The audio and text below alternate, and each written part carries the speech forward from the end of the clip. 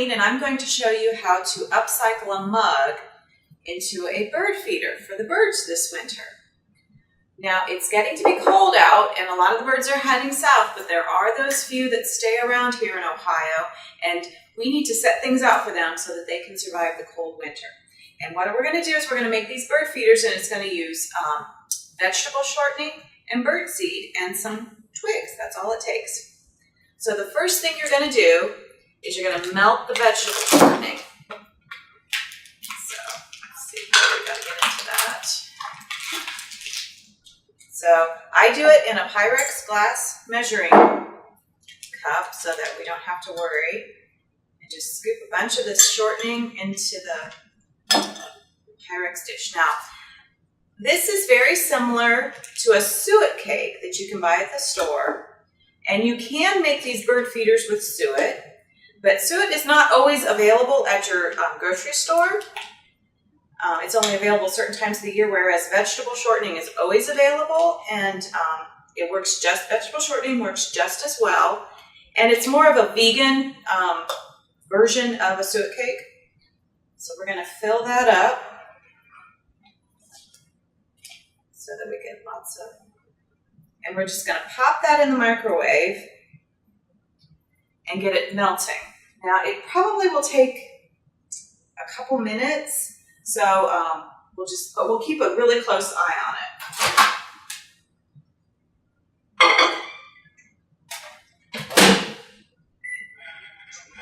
Okay.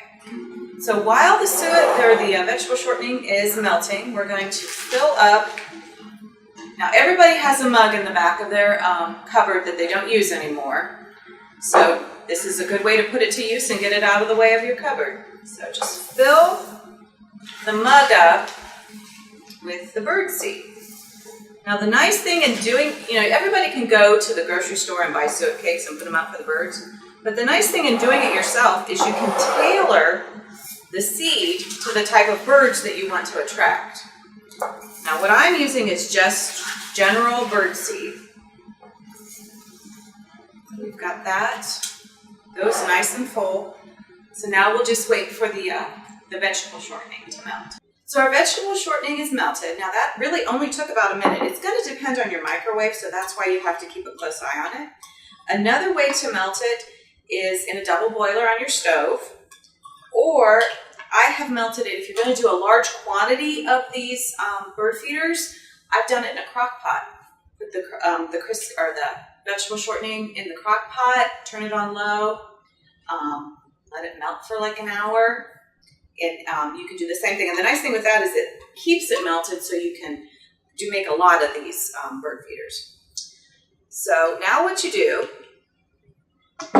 is, now that the vegetable shortening is melted, we're just going to slowly pour it into the mug over top of the bird seed. Then you got to do it slow because it takes a while for it to soak down in. I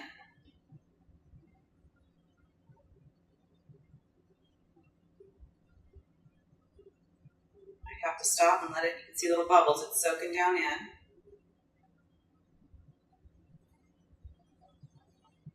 You just want to keep pouring it in until it won't take any more.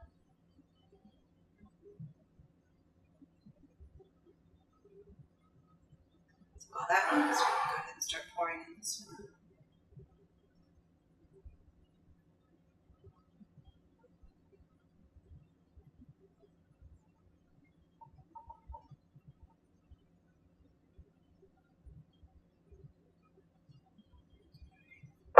Take our little stick that makes the perch, stick it in and kind of stir it around.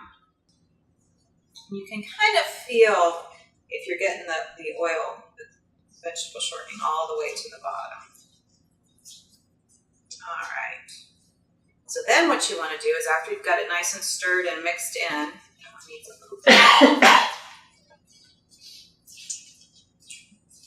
is you want to leave the stick in because that's their little perch for while they're eating the bird seed. And you want to make sure the bird seed will hold the stick in place while the vegetable shortening rehardens. You want to make sure that the stick is opposite the handle of the mug because then when you hang it, give this one a little stir. That way when you hang it, they can sit on the little perch and eat the birdseed. So these won't take long at all to harden, and they'll be ready to hang outside, and the birds will thank you for it. Have a good day. Go buy a new gun now. Can you make help? I can hold it while you hot glue it. By now, I mean, Most guns in the game, but I'm dying. you can't use them. Hi, I'm Kimberly from Adult Services, and we wanted to show you some footage of our teens making Franken-toys at our Halloween party.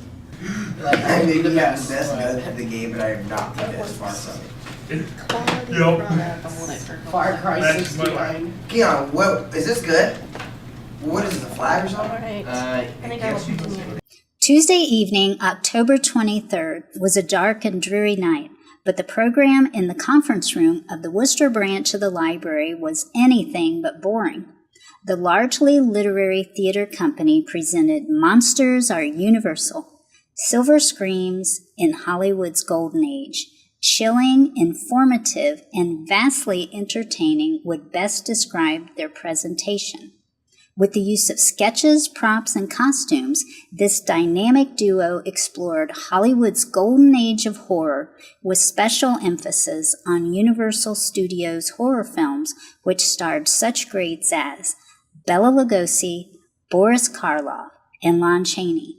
The company also examined the literary origins of these famous fiends of film by taking a peek at Mary Shelley's Frankenstein, Bram Stoker's Dracula, and Robert Louis Stevenson's Dr. Jekyll and Mr. Hyde, just to name a few. A monstrously good time was had by all. I wasn't sure what to expect when I first entered the escape room. I was a little nervous, but I wanted to try something new. We were told to imagine that our tour group had found a secret bunker and accidentally locked ourselves inside. In order to escape, we had to find out where our bunker was located and a way to call and get help. We could ask for 3 clues, and we only had 20 minutes to escape. Once the timer started, we all rushed around the room looking for different clues. It was a lot of fun to work together as a team in order to figure it out. My friends and I worked with some nice people we had just met that day in order to solve the puzzle. It was really exciting when we found out how to escape, and we all cheered when it was over. We were in a great mood after. It was satisfying to do an activity where you have to use your brain in order to figure something out. The escape room is an experience I would recommend to anyone who wants to challenge themselves and find a fun, different activity to do with their friends. Hi, I'm Kimberly with the Adult Services Department here at the Wayne County Public Library, and I am here with Lucy Snyder, an author who has come to visit the library. Hello. And we are going to ask her some questions today. First of all, would you like to start off by talking about your new book? Oh, sure. Well, I actually have 2 new books out. The first book is my new story collection, which is called Garden of Eldritch Delights. That came out just a couple of weeks ago. The other new book is a short story anthology that I co-edited with Michael Bailey, and that's called Cairo Man 4. How did growing up in a house full of books help you become an author? Well, in a variety of ways. For instance, my parents read to me. I think that was really, really critical. Every night, I got a story before I went to sleep. So, I was hearing those stories and, valuing story as, kind of an art form. And when you're growing up in a house full of books, you look at the books and you read the books. And for me, particularly, the books that I really enjoyed, I thought, what, if I could do this for somebody else, if I could write a book that made me feel the way I'm feeling right now, that would be, really cool. So, it kind of planted the seed really early on that I wanted to write. And I read somewhere that A Wrinkle in Time was a very developmental book. Yeah, very much so. That was the first science fiction book that I read that really captured my imagination. And I think that book did that for a lot of people in my generation. We read that book and we're like, wow, this is the coolest thing ever. So that really sort of set me on the path to wanting to write speculative fiction. Now I have a question for you as far as your writing. Yep.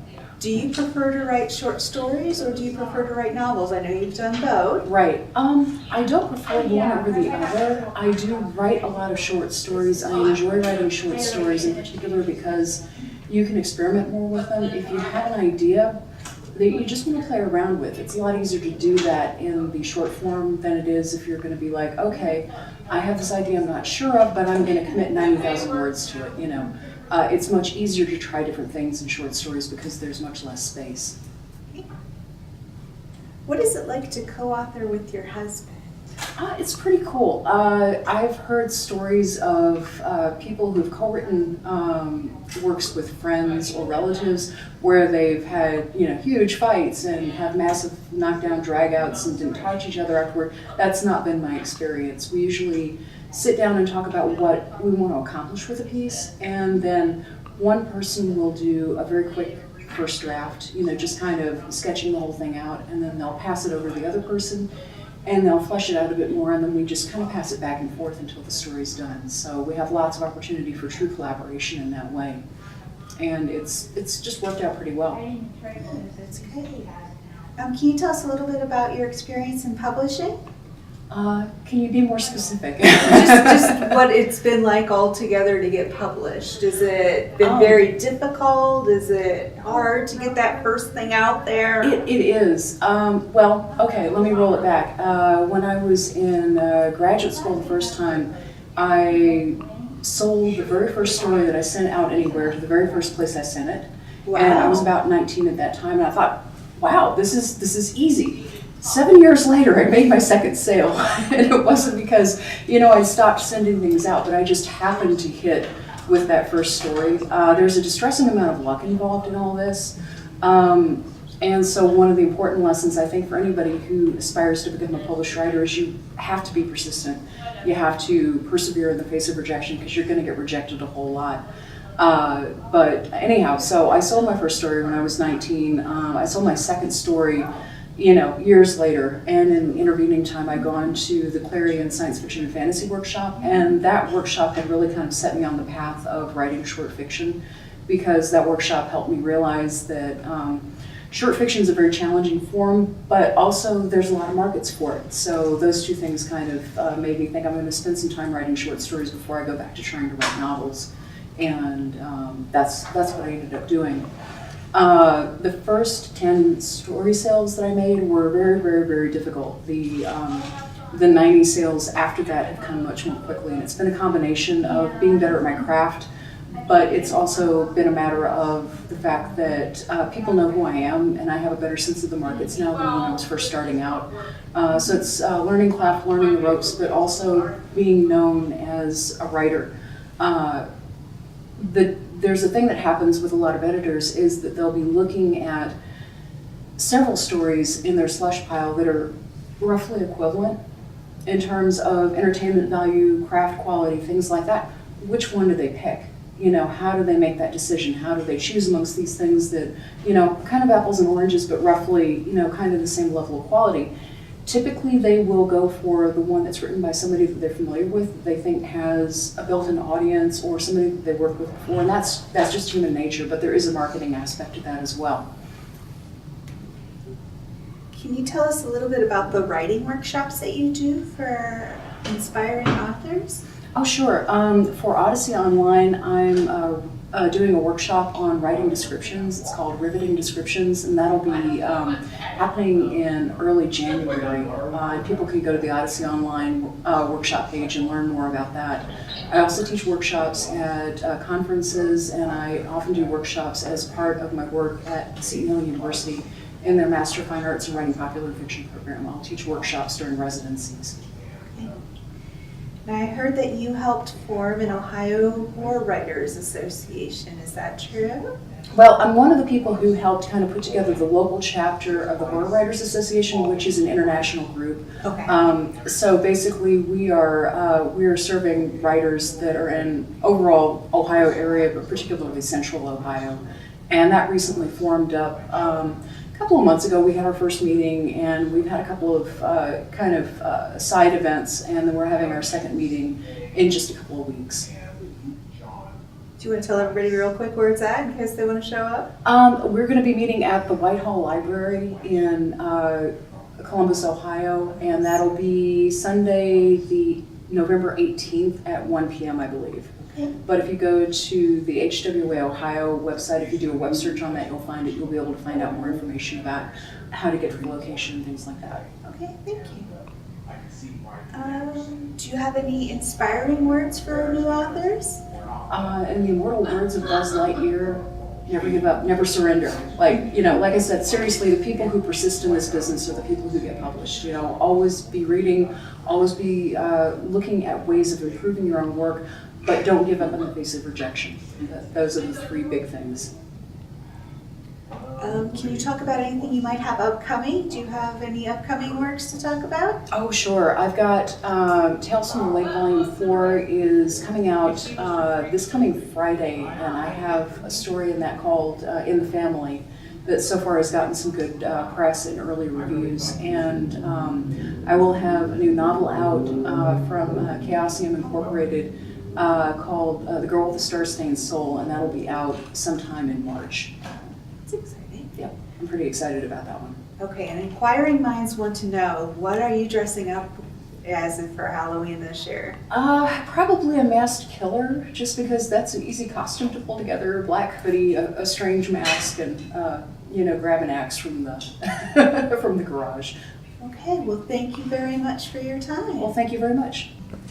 If you want to learn more about me and my upcoming publications and events, please go to my website, which is www.lucysnyder.com. That's LUCYSNYDER. Thank you very much. As the nights grow long and chill and the trees scrape their bare branches against the windows, it's time for something a little bit creepy to read. If you're interested for something that will give you chills, but maybe not nightmares, you might want to try The Graveyard Book by Neil Gaiman. Here's just a sample. The fog was thinner as you approached the top of the hill. The half moon shone, not as bright as day, not by any means, but enough to see the graveyard, enough for that. Look, you could see the abandoned funeral chapel, iron doors padlocked, ivy on the sides of the spire, a small tree growing out of the guttering at roof level. You could see stones and tombs and vaults and memorial plaques. You could see the occasional dash or skull of a rabbit or a vole or a weasel as it slipped out of the undergrowth and across the path. You would have seen these things in the moonlight if you had been there that night. You might not have seen a pale, plump woman who walked the path near the front gates. And if you had seen her, with a second, more careful glance, you would have realized that she was only moonlight, mist, and shadow. The plump, pale woman was there, though. She walked the path that led through a clutch of half-fallen tombstones towards the front gates. The gates were locked. They were always locked at 4 in the afternoon in the winter, at 8 at night in the summer. Spike-topped iron railings ran around part of the cemetery, a high brick wall around the rest of it. The bars of the gates were closely spaced. They would have stopped a grown man from getting through, even stopped a 10-year-old child. "Owens!" called the pale woman in a voice that might have been the rustle of the wind through the long grass. "Owens, come and look at this." She crouched down and peered at something on the ground as a patch of shadow moved into the moonlight, revealing itself to be a grizzled man in his mid-40s. He looked down at his wife, and then looked at what she was looking at, and he scratched his head. "Mistress Owens," he said, for he came from a more formal age than our own, "is that what I think it is?" And at that moment, the thing he was inspecting seemed to catch sight of Mrs. Owens, for it opened its mouth, letting the rubber nipple it was sucking fall to the ground, and it reached out a small, chubby fist, as if it were trying for all the world to hold on to Mrs. Owens' pale finger. "Strike me silly," said Mr. Owens, "if that isn't a baby." "Of course it's a baby," said his wife, "and the question is, what is to be done with it?" "I dare say that is a question, Mistress Owens," said her husband, "and yet it is not our question. But this here baby is unquestionably alive, and as such is nothing to do with us and is no part of our world. Look at him smile, said Mrs. Owens. He has the sweetest of smiles. And with one insubstantial hand, she stroked the child's sparse blonde hair. The little boy giggled with delight. A chilly breeze blew across the graveyard, scattering the fog in the lower slopes of the place. For the graveyard covered the whole of the top of the hill, and its paths wound up the hill and down and back upon themselves. A rattling. Someone at the main gate of the graveyard was pulling and shaking it, rattling the old gates and the heavy padlock and the chain that held them. How did this baby get to the graveyard? What happens when he stays and gets adopted by Mr. and Mrs. Owens? And what awaits him outside the gates? Even though this book is part of our young adult collection located in the teen room, adults just might enjoy this book too, for Gaiman's subtle humor and slightly twisted imagination. And don't worry about that rattling at your door. I'm sure it's nothing. Well, it's my privilege to be here at the Wayne County Library tonight to talk about my book Captives in Gray, which tells the story of the major Union northern prisoner of war camps during the Civil War. Everybody, of course, has heard of Andersonville, and rightfully so, the largest Confederate camp. There were over 30,000 prisoners there, and over 10,000 died. But the North had between 8 and 10 major camps. Conditions in those camps were better than the ones in the South, but they were still certainly not pleasant places to be. Of those major Civil War prisons, 2 were in Ohio. One of those was Johnson's Island, which is in Sandusky Bay, near the city of Sandusky. And the other was Camp Chase, which started out as a training camp for Union soldiers, but was pressed into service as a prison after the fall of Vicksburg, when the Union suddenly found itself with 15,000 captives and really no place to put them. Camp Chase at the time was located 4 miles west of Columbus. Today it's in the hilltop neighborhood of Columbus because the city's grown so much. Some of the topics I'm going to cover are the development of the various camps, the exchange system, which was in place for about a year, in which both sides traded their prisoners soon after they were captured. That collapsed, however, because the Confederates refused to exchange black prisoners who were serving in the Union Army. Instead, they tried to, as they put it, redeem them to their former owners, because many of these black captives had been slaves before the war. I will talk about escape attempts, including the 3 main methods of trying to get out of a prison, which was to tunnel under the wall, make a charge and try to get over the wall, or resort to trickery to try to get out by either putting on blue uniforms and trying to go out with groups of Union soldiers, or any number of methods. I'm also going to talk about some of the things that the prisoners did to try to battle the tedium of prison life. They made jewelry, they made fans, often selling those items to make a little bit extra money so they could buy food to supplement their prison rations, which were not very tasty, nor were they very healthful. They put on shows. It's amazing how many prisoners were captured with musical instruments, and often these shows became charity events to aid ill or indigent fellow prisoners. They played games, checkers and chess, often with chess pieces that they had carved themselves. Anything to avoid the long days, which otherwise really didn't change very much. Well, I'm really excited to be back at the Buckeye Book Fair because it is such a well-run event, and I enjoy talking to people about various books.